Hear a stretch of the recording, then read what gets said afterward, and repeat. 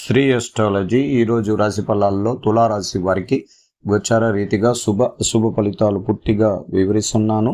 ఈరోజు శుభదినం సూర్య ఉదయమే బుధవారం. ఈ బుధవారం సూర్య ఉదయం తర్వాత 7:30 నుంచి 9 గంటల వరకు యమగండ కాలం ఉంటుంది.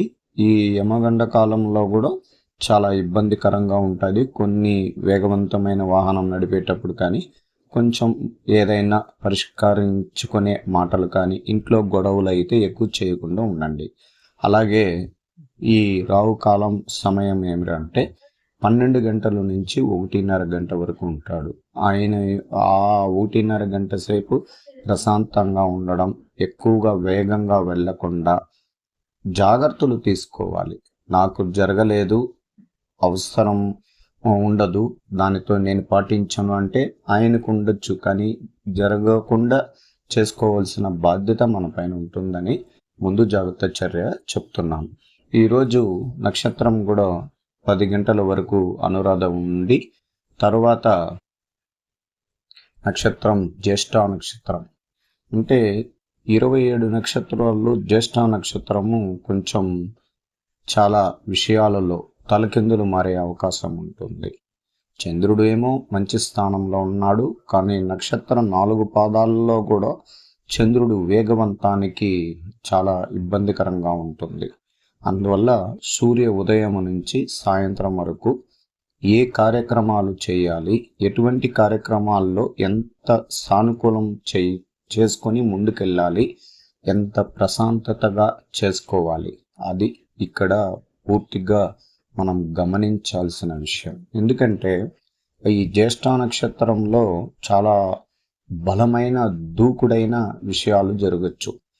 అప్పులు వాళ్ళు మనల్ని ఇబ్బందులు కలిగించవచ్చు, లేదా మనం వాళ్ళకి డబ్బులు ఇచ్చి రావాల్సిన డబ్బు రాకపోతే మనకొచ్చే ఇబ్బంది అంటే ఆవేశంతో కొన్ని గొడవలు కూడా జరిగేదానికి కూడా అవకాశాలు ఉంటాయి. ఇట్లా స్థిరాస్తి విషయాల్లో కానీ, మనం వ్యాపార రంగంలో కానీ అనేక చోట్ల ఇటువంటి నక్షత్రాలు వచ్చినప్పుడు కొంచెం ఇబ్బందికరమైనది జరగవచ్చు.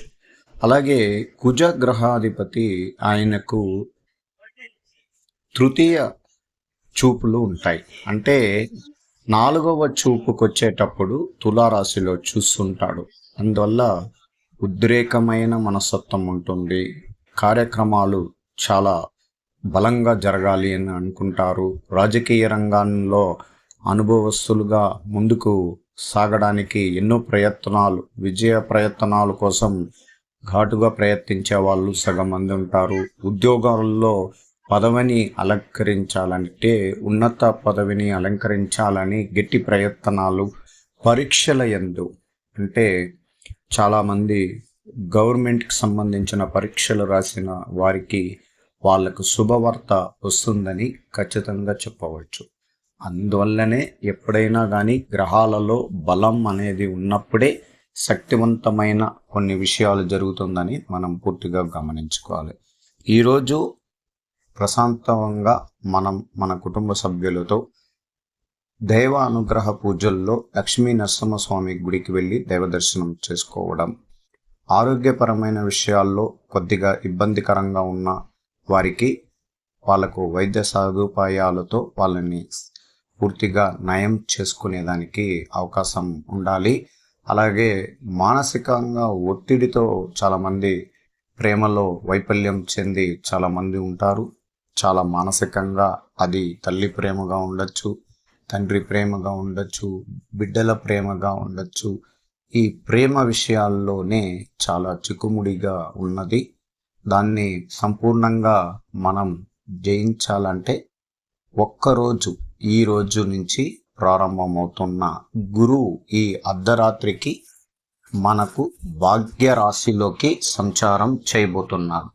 ఈ భాగ్యరాశిలోకి సంచారం చేసినప్పుడు 9వ రాశ్యాధిపతిలోకి వెళితే ప్రేమ, అనురాగం, సంతోషం, కుటుంబంలో ఒక మంచి భవిష్యత్తు కలగడానికి అవకాశం ఉంటుంది. ఈ అష్టమంలో ఉన్న గురువు వల్ల చాలా ఇబ్బందులు జరిగిన కుటుంబాలు ఎక్కువగా ఉన్నాయి. త్వరగా కోలుకోవడానికి ఈ రోజు నుంచి ఈ అర్ధరాత్రి నుంచి దీపావళి పండగ ప్రారంభమవుతున్నట్లు ఖచ్చితంగా చెప్పవచ్చు. గురు గ్రహం వచ్చిన తర్వాత మనలో ఆలోచనలు మారుతాయి. శక్తివంతంగా ఎటువంటి కార్యక్రమాన్నైనా మీరు స్వాధీనం చేసుకునే అవకాశం ఉంటుంది. ముందుకు ఎటువంటి అడుగులైనా వేయడానికి అవకాశం ఉంటుంది. ఈ గురువు వల్ల నూతనంగా గృహాన్ని ఏర్పరచుకుంటారు. వివాహ కాలం ప్రారంభంలో తుది విజయం కలుగుతుంది. సంతానం లేని వారికి సంతానం కలుగుతుంది. వ్యాపార రంగంలో ఉన్న వారికి వ్యాపార రంగంలో దిగ్విజయంగా ముందుకు పోగలుగుతారు. ఈ గురువు 9వ స్థానము నుంచి ఇంకా ప్రారంభమైతే 1 సంవత్సర కాలం మన జీవితంలో చాలా ఆటుపోట్లు తగ్గుతాయి. మానసిక ఒత్తిడి తగ్గుతుంది. పేరు ప్రతిష్టలు పెరుగుతాయి. అలాగే భాగ్యస్థానంలో గురువు వెళ్ళిన తర్వాత ఆధ్యాత్మిక కార్యక్రమాల్లో బలంగా చురుకుదనంగా ముందడుగు వేయడానికి కూడా అవకాశం ఉంటుంది. ఈరోజు వ్యాపార రంగంలో ఉన్న వారికి ధన ఆకర్షణ లాభాలు సరిచూసే అవకాశాలు ఉంటుంది. అలాగే ఉద్యోగస్తుల్లో ఏదైనా ఇబ్బందులు కలిగించిన కొన్ని సన్నివేశాలు కూడా పరిష్కార మార్గం అనేది కనబడబోతుంది. స్త్రీలకు ప్రత్యేకంగా ఈరోజు శుభ కాలంలో అడుగుపెట్టే అవకాశం ఉంటుంది. దైవానుగ్రహ పూజల్లో లక్ష్మీ నరసింహస్వామిని మొక్కడం మంచిది.